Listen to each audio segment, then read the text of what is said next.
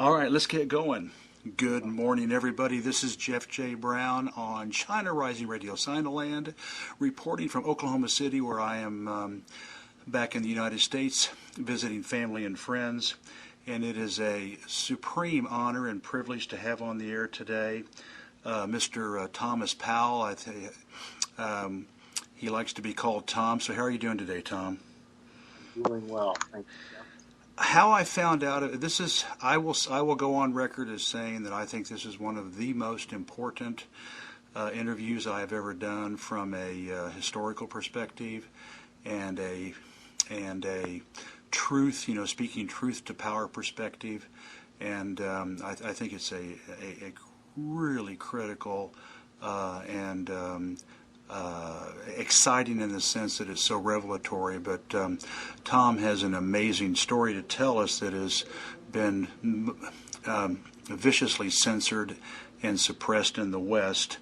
Back maybe about a month ago, the Greenville Post, where I'm an editor, republished an article that Tom published. I think was it on Counterpunch, Tom? Yes, there was an article on Counterpunch but there was a prior article that was in a journal, academic journal, Social Democracy. Yes, and I've read that, and which has all the details and like 50 or 60 reference links at the end. The subject today is about the United States' use of bioweapon material during the Korean conflict, the Korean War, whatever you'd like to call it, and it is about Tom's parents who went through the U.S. grist mill for exposing this war crime.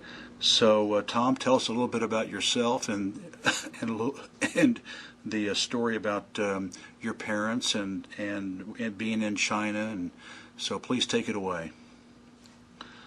Well, thank you, Jeff. I am a sculptor. This isn't my field of research particularly, but I did get involved in it for reasons we'll discuss later. But my parents were very much at the center of this whole story. My father owned a newspaper in Shanghai, China, that he had inherited from his father, called the China Weekly Review. And both my parents went to China shortly after the end of World War II. They went there independently, and they met and were married in China. Oh, wow. My brother and I were born in Shanghai. Oh, wow. We lived in China. My parents lived there from 1945 to 1953 for 8 years. And then the whole family, we returned to San Francisco. But during this period of time, their publication was they had witnessed the Communist Revolution in Shanghai, where they were located, and that they had become very much supportive of the goals and the objectives of the revolution, and wrote about it in their newspaper. And then when the Korean War broke out and reports started trickling in of attacks, biological warfare attacks in North Korea and China, they published these stories in their newspaper, and they were vilified then by the American government, and for revealing this and believing the claims. And they were put on trial for it. And there was a big show trial in 1950 to 1956 at the heart of the McCarthy. Were indicted on the charge of sedition. And the trial, the case came to trial in 1958. And then it didn't last long. There was a mistrial declared by the judge, and the trial lingered for another 3 years. Sorry, we lost you, Tom. You said it went on for another 3 years. That's correct. No, it lingered. There was the indictment continued until Bobby Kennedy finally decided to toss it out for as unprosecutable. And when was that? Like 1961, 1962, or? That was 61. 61. Wow. Well, so we need to. So you were growing up in the United States and remember all that as a child with your parents being put through the federal grist mill. Yeah, it was a very scary time. The Rosenbergs had been executed just a year before, and it was a very frightening time for people who had communist sympathies, who were supportive of China, who wanted normalization of relations and recognition of China. It was a dangerous time. Wow. Were they imprisoned or were they let out on bail? No, they were never imprisoned, but they were indicted. First, yeah. They were called to hearings at the Senate. And wow. My mother was called to testify in HUAC. My father was called to testify before a Senate committee. I believe it was Senator Jenner's committee. Wow. So they really and they were screamed at in Congress and labeled all kinds of horrific names and such. Because this was at the height of the McCarthy anti-communist hysteria. Correct. Unbelievable.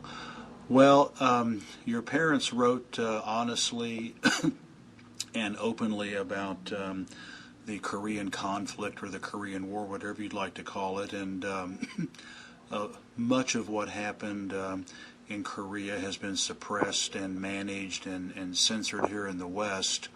Would you like to share from the point of view of North Korea, also known as the Democratic People's Republic of China, and from the viewpoint of the non-Western alliance of North Korea, China, and Russia? Would you like to share with our fans out there just what a horrific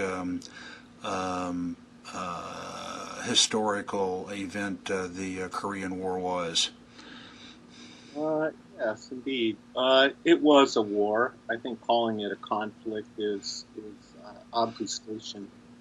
It was a full-fledged. There were enormous armies pitted against each other, almost 1 million on each side. Mm-hmm. The death toll in Korea is estimated anywhere between 1.4 and 5 million people, which is approximately a third of the entire population of Korea in 1950, died as a result of it, and mostly from American saturation bombs. That the United States dropped over 400,000 tons of ordnance, explosive ordnance, on Korea, and another 33,000 tons of napalm. They firebombed it, and they essentially destroyed the entire built infrastructure of North Korea and parts of China with this.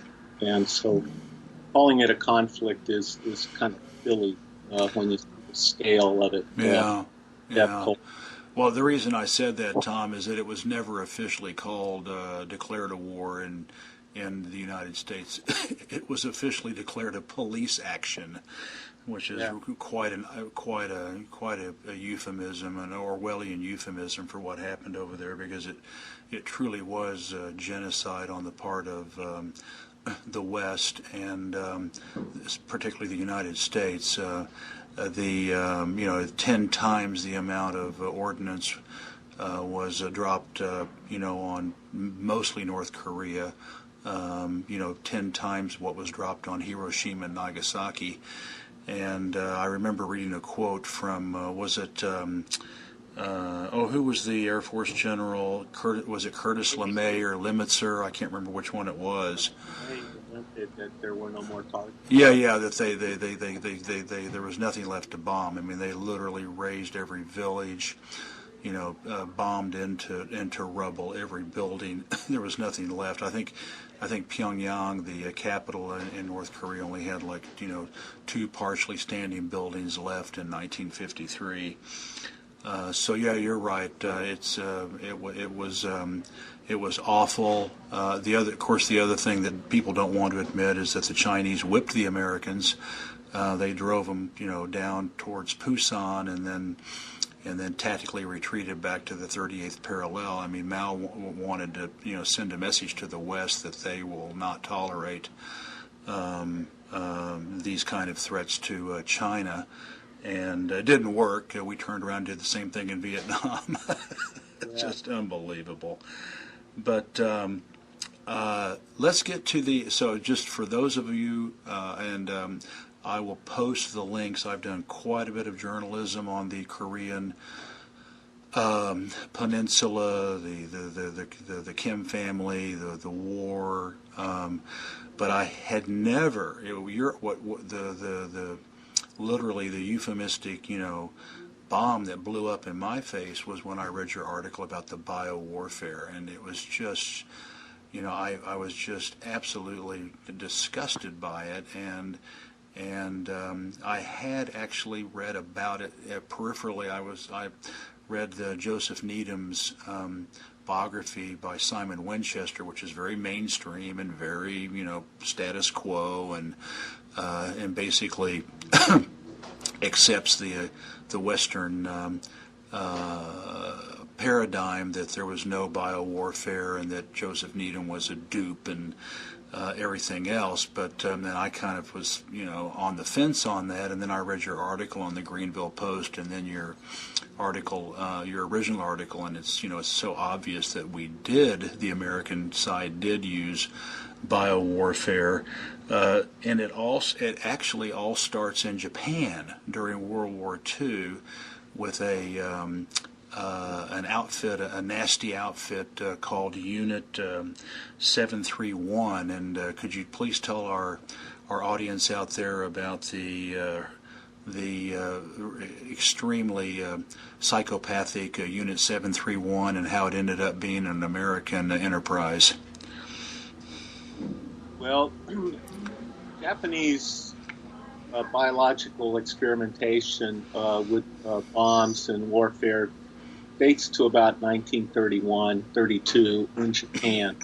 But this period from, say, 1937 to about 1945, when the war ends, is really the heart of the experimentation and the death at this particular factory. And the factory was run by a Japanese Surgeon General named Shiro Ishii. And he was a very tall man by height standards in Japan at that time, and towered over most of his contemporaries, and that's perhaps one of the reasons he rose to favor. He rose to favor all the way up to the relatives of the emperor within the Japanese military. And he was a medical student, and he had read about some BW experimentation between that the Russians had tried back in the 30s. And he was very excited about this as a potential for warfare and for killing large numbers of people, because Japan is a small country compared to China, which has vast numbers of people, and they needed a way to efficiently kill large numbers of people if they're going to succeed in subjugating and colonizing northeastern Japan, which was their intent. And so he got the funding for this, and he set up this factory, and it was called Unit 731, and it was ostensibly a water purification plant that was located outside of Harbin, China, in northeastern China.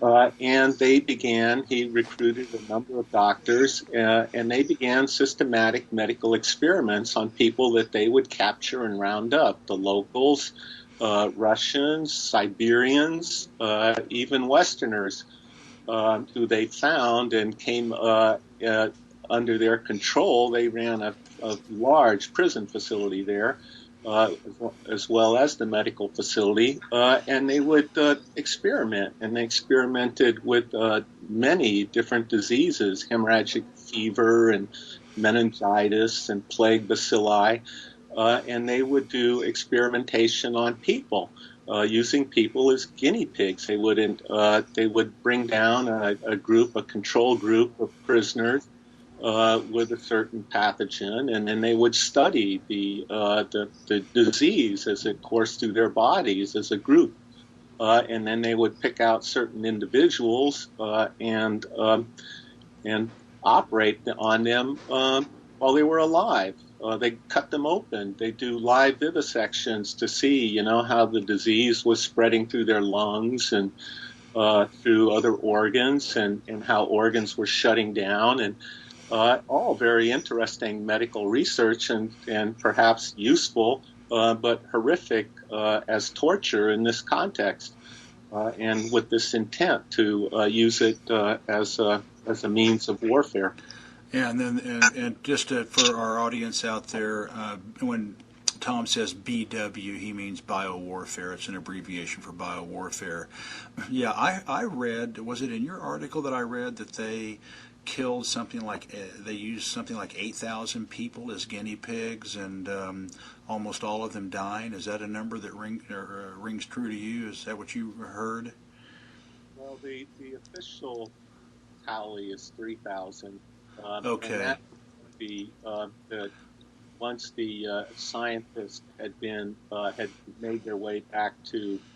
There's more to the story, but I think my father thought that it was many times greater than that. That probably was just all that they were willing to admit to. They downplayed the death toll, because 3,000 is a pretty small death toll in a war, and he figured it was at least 10 times that amount. Okay. Perhaps. That they had incinerator there at the death camp, and they burned all the corpses, and so it was impossible to know exactly how many people had been murdered in that system. And this was to find a way to deliver a deadly bacteria or virus over large populations of Chinese and maybe eventually Russians, to exterminate them in order for the Japanese to better control Manchuria, and eventually, in 1937, moving south into the rest of China. Does that kind of sum it up? Yeah, that's correct. And it's estimated that they killed about 400,000 people. And that perhaps is also a conservative estimate of how many Chinese were killed by these various rather ingenious delivery methods of ceramic bombs and infected insects inside of canisters that were dropped and things. It was the technology of the 1930s, and it was the height of Japanese technology in terms of delivery. But yes, essentially it was a mass killing operation. And then the other thing that you mentioned, canisters being dropped out of airplanes full of bacteria-laden insects, and then also small rodents like voles, which are like small mice and other rodents who were infected with anthrax and things like that were dropped out of airplanes. This was something that the Japanese developed at Unit 731, right? Yes, that was their. They had a medical component to their facility and a technical component where they invented these various machines for delivery. The voles were infected with fleas, and the fleas are the actual had the actual anthrax, just like in the Middle Ages in Europe. Yeah, isn't that amazing? And so tell us what happened in 1945. The United States, Japan surrenders after the Russians wipe out the Japanese Eighth Army in Manchuria. And the emperor, concedes, and tell us what happens to Unit 731. This is where it gets really interesting as far as Westerns are concerned. Well, after the two bombs had been dropped on Hiroshima and Nagasaki and the surrender of Japan, the army, the Japanese army in called Manchukuo, was cut off, and so Ishii and his staff, his most of his close collaborators there, the other scientists, they fled. That they took what they could. They took their research papers. They took 8,000 slides, glass slides. That's right. Okay.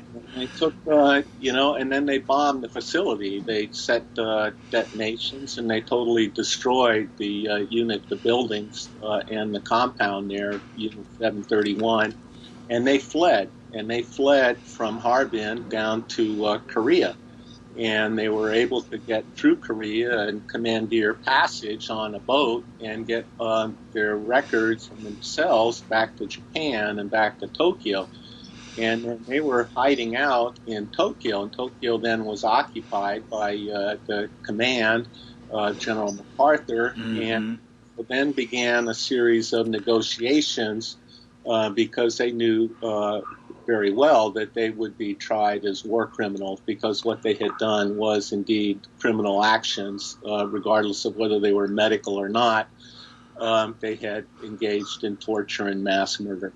And so they looked for a way to get out. And so they had a negotiator, Mr. Naito, who was their intermediary, and they approached the American command and explained to them that they had valuable information that they would be willing to trade for amnesty. And the first thing the U.S. did was they sent over a scientist from Maryland, from Fort Detrick, Maryland, which was called Camp Detrick at the time.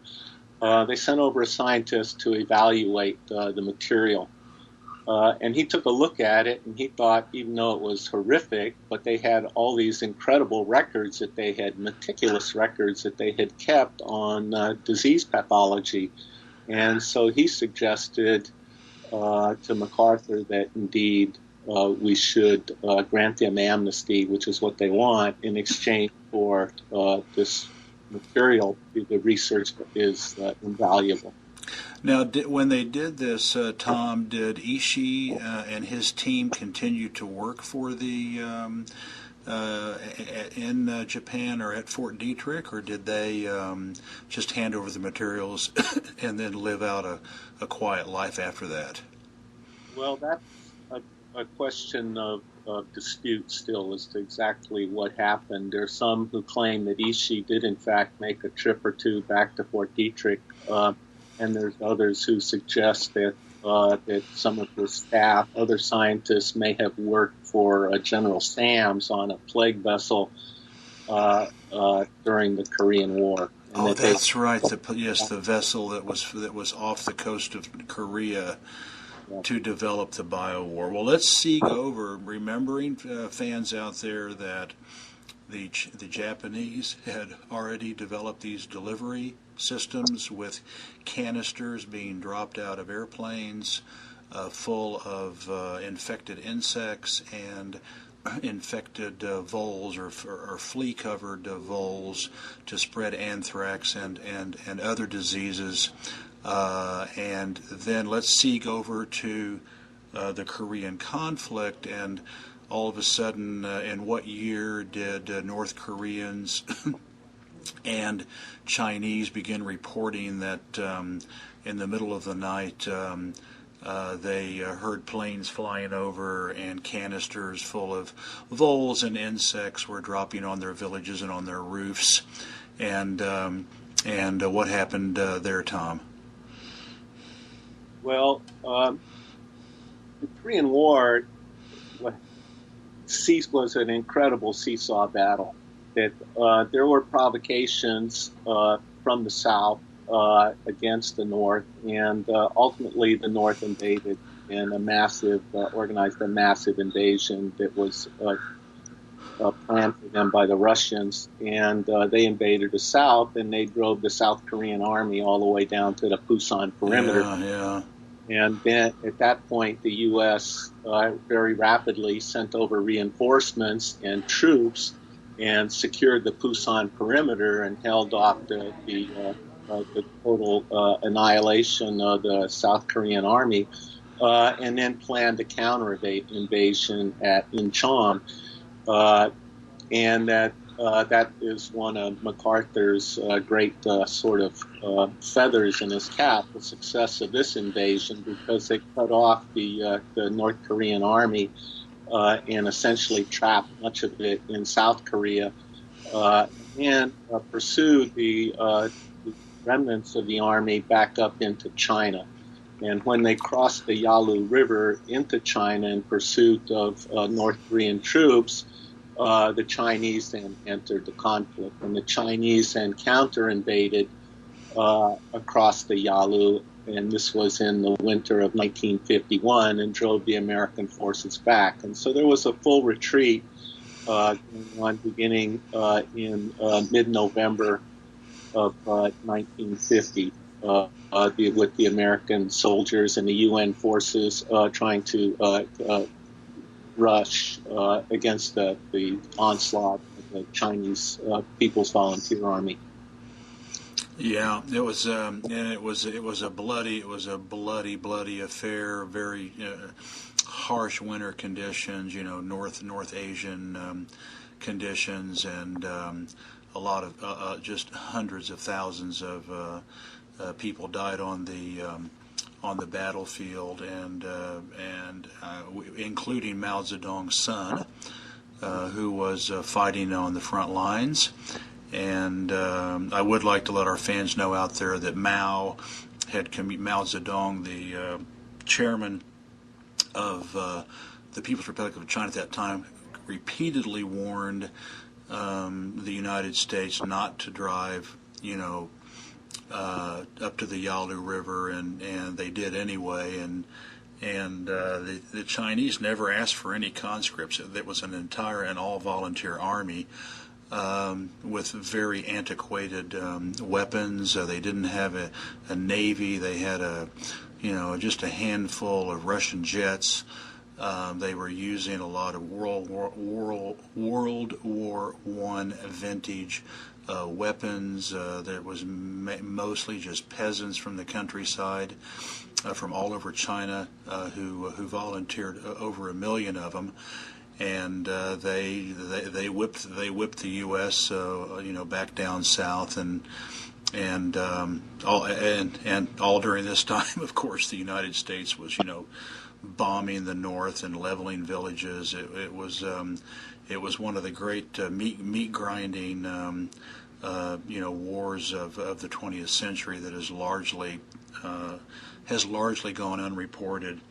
So when did the North Koreans and the Chinese start seeing canisters dropping out of low-flying airplanes at night full of insects and voles, Tom? Well, apparently there's two deployments. There is a defensive deployment which occurs in the winter of 1950-51. And this is covered in Williams and Wallace's book. They interview a British soldier who was an eyewitness to this account, that he was one of the last units to be evacuated, that they had to actually go back to relieve a Turkish unit that had been pinned down at the border, that had been holding the line to allow the retreat of other UN forces, and then they themselves got pinned down, and so his unit went back to get them some relief so that they could retreat. And so as he was leaving they came through a village and they discovered, much to their surprise, that there were men dressed in parkas, American soldiers, that had apparently landed close to the sea there and come inland, and they were spreading chicken feathers into the homes of villagers. And he thought it odd at the time. He didn't understand it, but this was war, and they had to get through there and get out. And so that is sort of the one record that we have that is an account of defensive deployment in late 1950, early 1951. Okay, I didn't know about that one, and I will, if you'll send me the link to that book you were talking about, a report by William Wallace, I will post that in the article for people to follow up on, Tom. What about the next one where the Chinese were upset and shouting to the United Nations that they were being hit with aerial biowarfare? Well, that is in 1952, and by this time the war is bogged down at the 38th parallel. It's just seesaw, really brutal little skirmishes for various hills with strange names, and it's going nowhere. And this attempt then is a much more concerted effort. And this is an offensive attack, then, which is intended to try to move the battle lines. But the U.S. command is quite cognizant that they're not going to. They bombed the hell out of North Korea and China. There's nowhere, no other targets left to hit, but they can't make progress on the ground. They can't push the Chinese army back.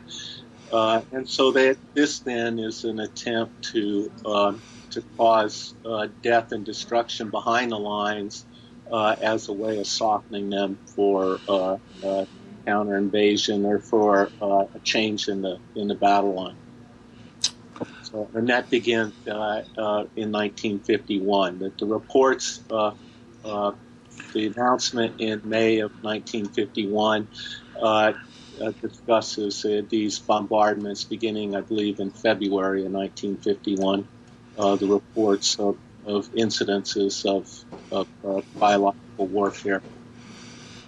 And so this brings us up to post-war, after 1953, and the eminent sinologist and considered to be one of the greatest anthropologists of the 20th century, Dr. Joseph Needham from the United Kingdom, was asked to head up a commission to investigate the biowarfare perpetrated by the United States in North Korea and China, and tell us about what happened there. Well, Needham's backstory is kind of interesting. That he went to China during World War II. That he was sent there by the British as an embassy attaché to make sure that that research and scientific effort in China didn't suffer because of the war, that the Japanese in the areas that they had occupied of China had shut down all the universities and all the schools. And so there was a great concern that among the scientific community that Chinese science and Chinese higher education was being destroyed by the Japanese occupation. And so he was sent over with the opportunity or with connections to have materials, supplies, research equipment, lab equipment, stuff shipped into held in communist-held regions of China. So while he was in China, he became completely enamored with Chinese science. he was awestruck by how Chinese science had progressed and how ancient it was, and that the inventions that we take for granted had originated in China centuries earlier, and centuries earlier than they'd been rediscovered in the West. And so he was a great student of China then. He made many different, several voyages inside of China, very arduous, long journeys by truck, yak train, and whatever he could to get the locations where he could interview people and collect manuscripts and things about Chinese history. And he ended up authoring a tremendous amount of Chinese science and civilization, which is encyclopedic. And so that's his backstory. So he was very well respected by the Chinese. They knew him, and they were screaming about these biological warfare attacks, and they wanted a scientific commission to investigate. But they would not allow the Red Cross to come in and investigate because they felt that the Red Cross would then give numbers and figures they would be partial, that they would give death counts and stuff to Westerners and allow the U.S. to better assess the effectiveness of their germ war campaign. So they wanted a different organization. And so they essentially settled on this scientific commission that came out of the World Peace Council. That's right. And so, they wanted a commission of 6 or 7 members, and they needed somebody with a great deal of prestige and authority to run this, so that its findings would have to be accepted by the West. And so they approached Needham, and Needham had befriended Zhou Enlai when he was in China, and many other very important people through connections with the embassy there. And so he, I think, maybe enthusiastically, maybe a little reluctantly, I'm not quite sure, but he accepted the commission to go to China then and head up this commission's project to discover the validity or not of BW claims. And what were the conclusions of the International Scientific Commission that Needham headed up about biowarfare use in North Korea and China? Well, the commission spent 2 months in China and North Korea. And they went to many sites and talked to many scientists, and they looked at the research. They didn't perform research other than observation themselves, but the laboratory research was done in Chinese laboratories by Chinese scientists, and they pored over the findings and accepted the conclusions. They interviewed many witnesses, peasants from villages who had seen American airplanes fly over, and had seen these canisters and insects emerge from them, and had been involved in the sort of public health efforts to burn these, to collect the insects and destroy them. And their findings were conclusive and unanimous, and they in several places in their report state quite categorically that it was credible that the U.S. had, in fact, on a specific night in a specific town, had by airplane dropped a canister from which emerged insects that were disease-ridden. And then, of course, once the ISC and Joseph Needham announced the results, all hell broke loose. In the West, can you tell us what happened to poor Dr. Joseph Needham and the incredible censorship and blackballing and blacklisting and that went on to deny the results of the scientific commission. Well, Needham returned to England, and he had not expected to be met with the hostility that he received. That he had been a golden boy his entire career. That he was a very smart kid growing up. He was an only child. He had always been the head of his class. He was always more brilliant than anybody else. He spoke multiple languages. Mm-hmm. He was fluent in many languages, including Mandarin. And he taught himself Chinese. And he had always been sort of fawned over and treated very like he was important. And so when he got back to London, the press, he hadn't understood that the times had changed, that the fear no longer was Nazi Germany, but the post-war fear had become communism in the Soviet Union and China. And China. Yeah, and China. And the whole tenor of the times had changed, that the rabidness that had been expressed towards Nazis and Nazism was now being expressed towards communism, and specifically the Soviet Union and China. The Joseph McCarthy and all the witch hunts and lives destroyed and people going to jail, and he got sucked into that, didn't he? Well, he became victimized by it.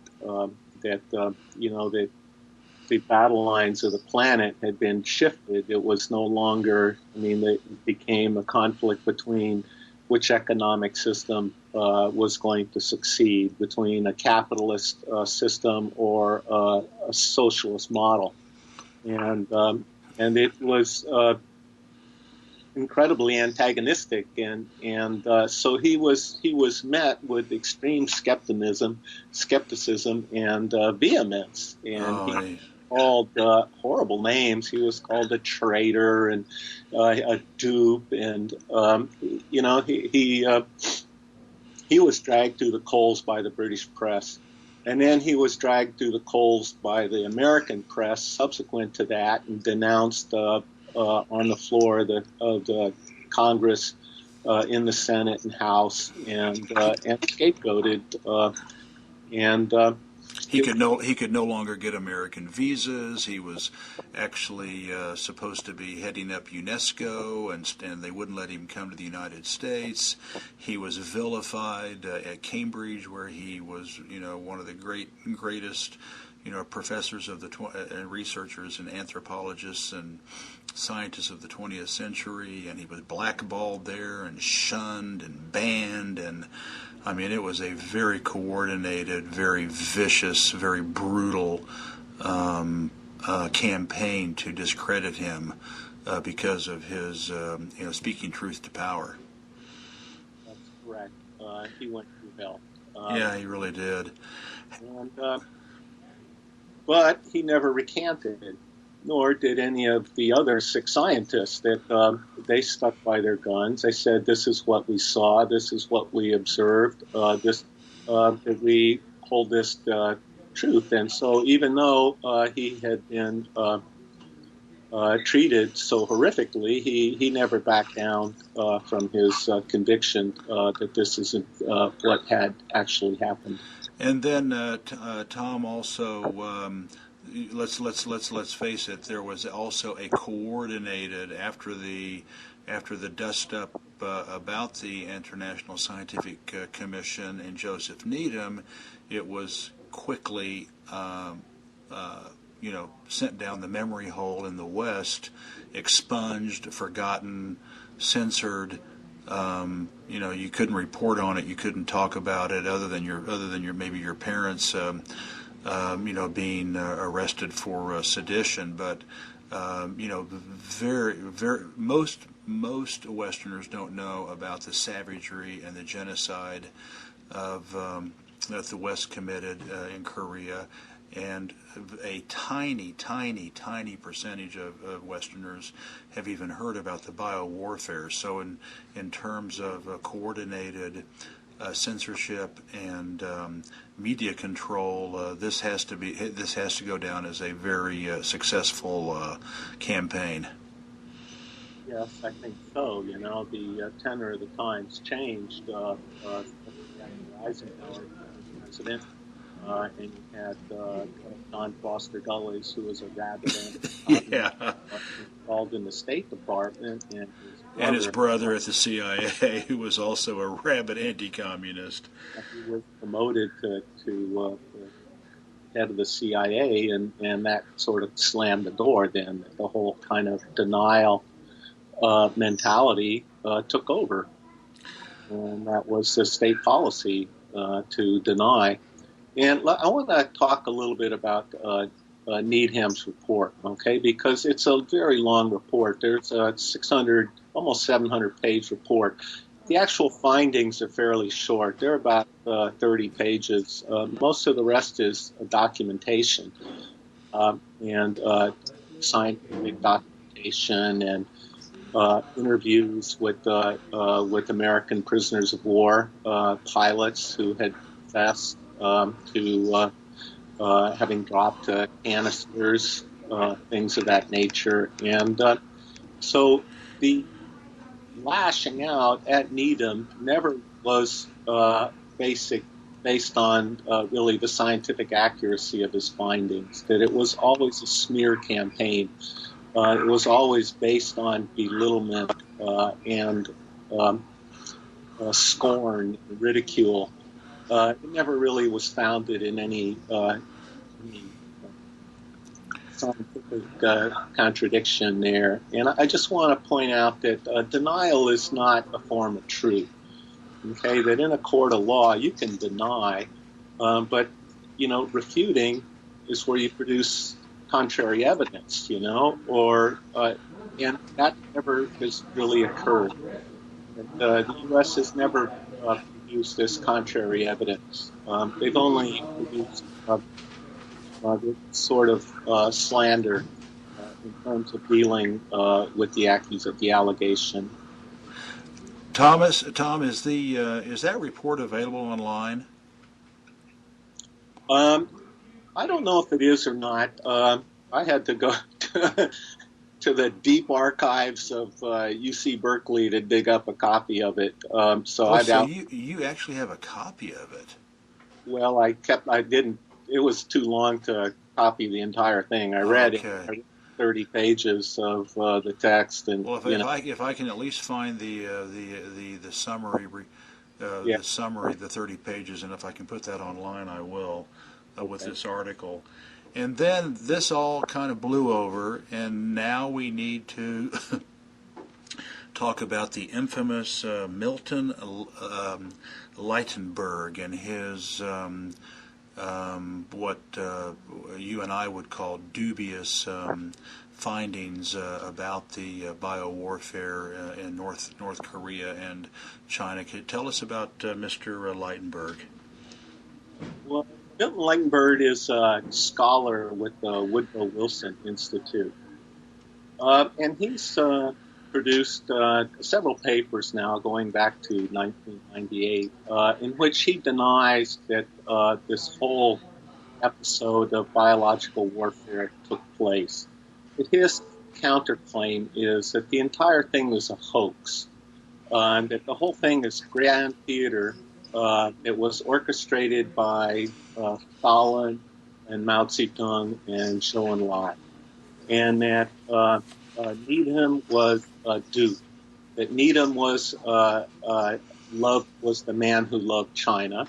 That he was so infatuated with China that he refused to believe that he could possibly be duped or led astray by the Chinese, that they would fabricate the evidence of biological warfare attacks. And so Leitenberg has based this thesis upon a dossier that he said apparently the origins of the dossier come from the archives of the Soviet Politburo.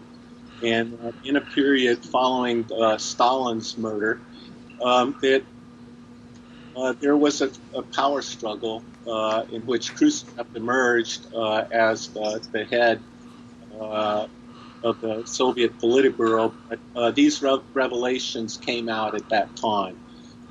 So this dossier, he claims, contains minutes of meetings in which the Korean War and the BW are discussed, and it's acknowledged and admitted by important people that indeed the whole thing was fraudulent.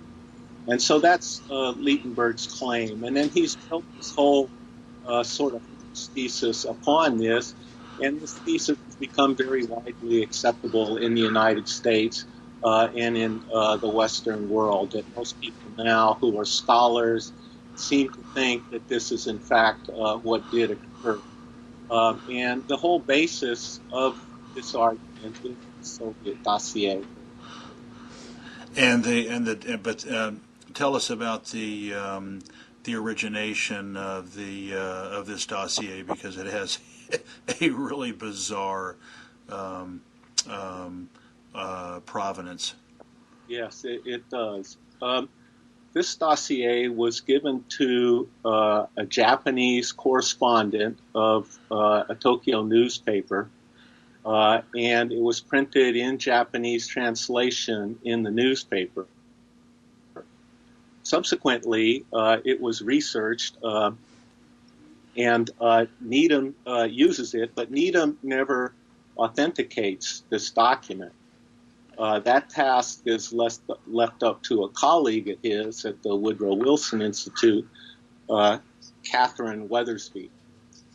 And so she's the one who apparently translated this from either the Japanese into the English or from the Russian into the English. But her conclusion, what she says essentially is, and this is this is to authenticate it.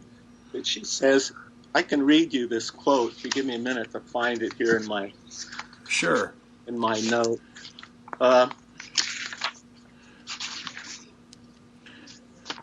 Here we go. The circumstances under which these documents were obtained are unusual. Because the Presidential Archive does not allow researchers to make photocopies, the texts were copied by hand and subsequently retyped. We therefore do not have such telltale signs of authenticity as seals, stamps, or signatures that a photocopy can provide. Furthermore, since the documents have not been formally released, we do not have their archival citations, nor do we know the section criteria of the person who collected them. So that's Weatherby's authentication.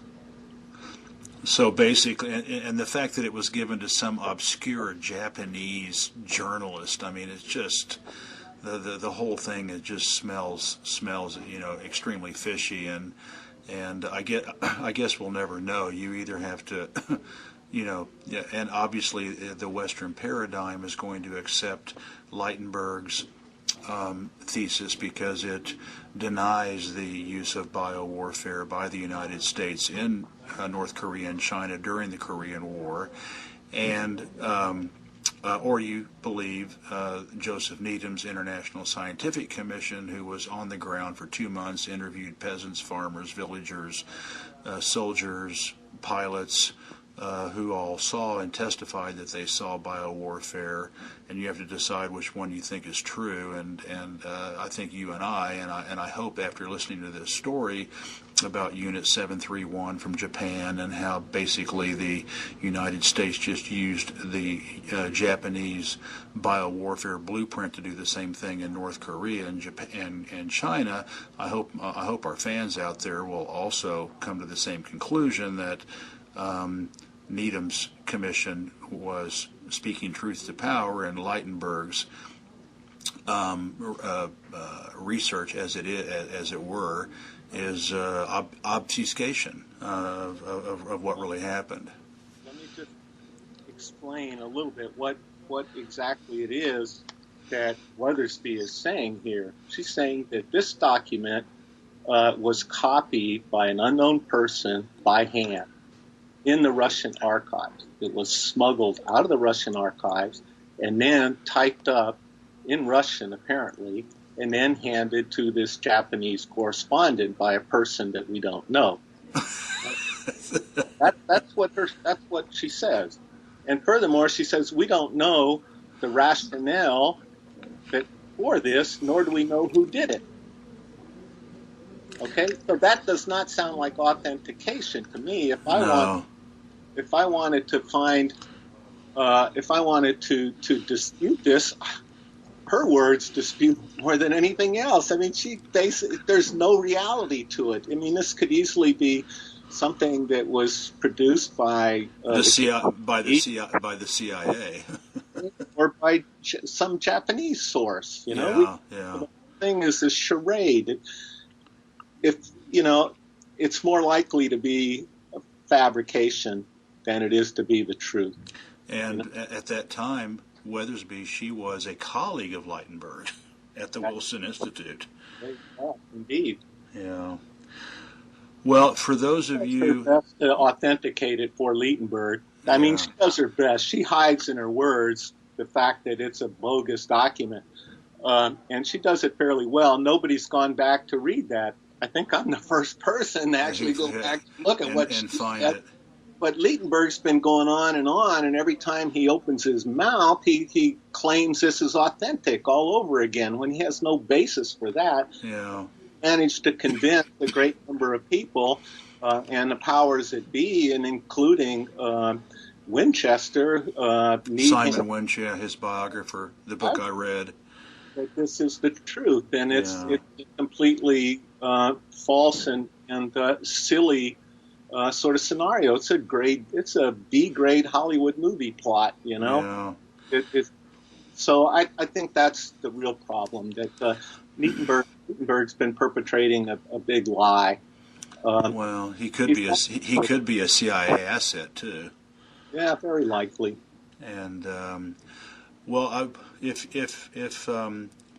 if our fans out there think that this was some sort of anomaly, that this was a one-time thing that the United States and let's face it, NATO, because it was a UN operation, and the United States was, getting NATO troops to join in the genocide during the Korean War. If you all think that out there that this was a unique occurrence of biowarfare in modern Western history, then you need to read my book, China Rising. Unfortunately, I don't have this information in that chapter, but I did a whole chapter in China Rising about biowarfare, chemical warfare, using nuclear weapons, low-grade nuclear weapons, viruses, bacteria, chemical gases. I mean, you name it, and the list is long, long, long. And you mentioned Fort Detrick, and then there's I can't remember the name of the place in the United Kingdom, and dung fever, and what was the other one? Ebola. People don't know that the United States military actually has the patent on the Ebola virus, and actually owns the virus. And so the list of I mean, they did it in the New York subways. I mean, it's unbelievable, and it's a long chapter because it's something that the United States has been doing pathologically for decades. So this is not some crazy one-time deal. This is a part of a ongoing a pattern of American empire using chemicals, biowarfare.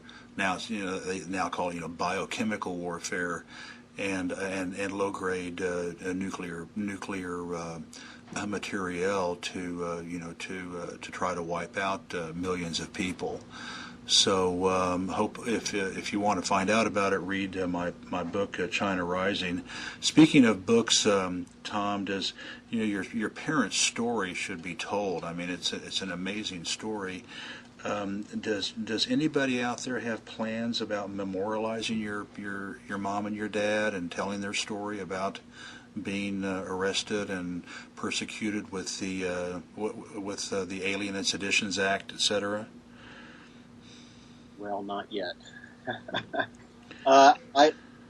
There might be some interest in China. There was a documentary made recently that included my grandfather's story, his life in China, the 25 years he spent there, and was specifically about the Chinese-Japanese War, the beginning of World War II.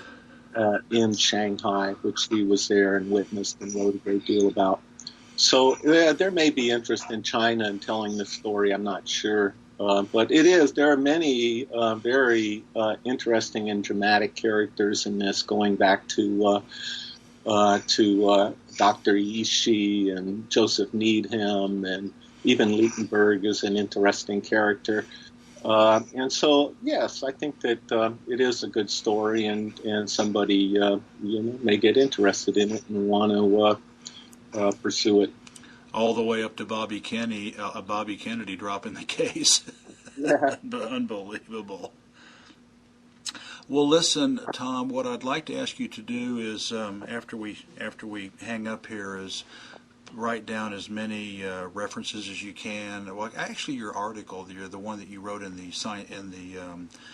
journal, probably has all that huge list of links at the end. That's got all these different links, right? That the listeners out there can follow up on.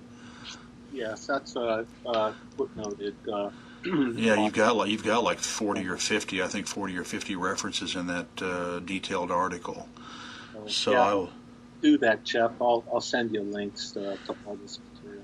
And I'll try to find at least the summary, the executive summary of Joseph Needham's International Scientific Commission, etc. And in your article you also go through Lietenberg's various claims and how they don't make sense, etc. Mm-hmm. So. Well, Tom, this has been an amazing interview. I think it's an important interview, and I know that Greenville Post is going to get it out there. I'm going to get it out there, and hopefully we'll inform thousands of people out there about what really happened during the Korean War. And I really want to thank you for getting on here. I know you're not a journalist, you're not a writer, you're a sculptor, and so I really appreciate you taking the effort to. Well, obviously Bobby Kennedy, cleared your parents' name, but to get the message out there about what happened, not only to them but to millions of Koreans and Chinese from 1950 to 1953. So thank you so much for coming on today and taking time out of your schedule. You're very welcome. It's been my pleasure. I'll try to get this up, and as soon as I do, I'll email you. And if there's anything else you can think to add to the list of stuff, and we'll kind of make this article and interview an archive for people to come back to, please let me know. Okay, will do. All right. Thank you, Tom. Thanks a lot, Chuck. Bye-bye.